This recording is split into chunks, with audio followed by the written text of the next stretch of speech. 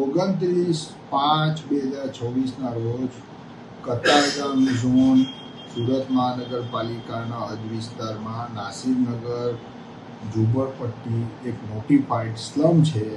ત્યાં Surat municipal corporation police બંદોબસ્ત સાથે આવે છે, પોતાના ઇક્વિપમેન્ટ્સ લાવે છે, મશીનરી લાવે છે અને કોઈ કહે છે કે 100, કોઈ કહે છે 150, કોઈ કહે છે 200. એ સર્વે પછી ખબર પડશે.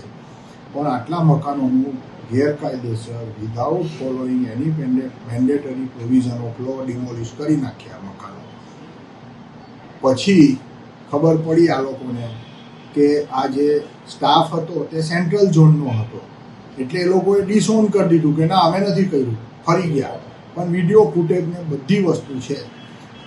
એટલે જે બાકીના મકાન જે બચી ગયા છે એમાંથી એક પિટિશનર વતીને પિટિશન ફાઇલ કરી છે નામદાર ગુજરાત હાઈકોર્ટમાં, અને દાદ એવી માગી છે કે without following procedure of law mandatory એનું ડિમોલિશન કરવું નહીં અને અમને મનાઈ હુકમ આપો.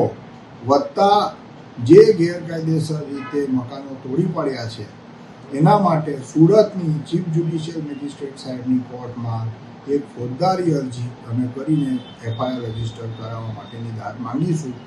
એ તૈયાર છે, લગભગ કાલે એ દાખલ થઈ જશે. આ જ પ્રકારની તમામ અપડેટ જોવા માટે ન્યૂઝરૂમ ગુજરાતને લાઇક, શેર અને સબસ્ક્રાઇબ કરવાનું ભૂલતા નહીં.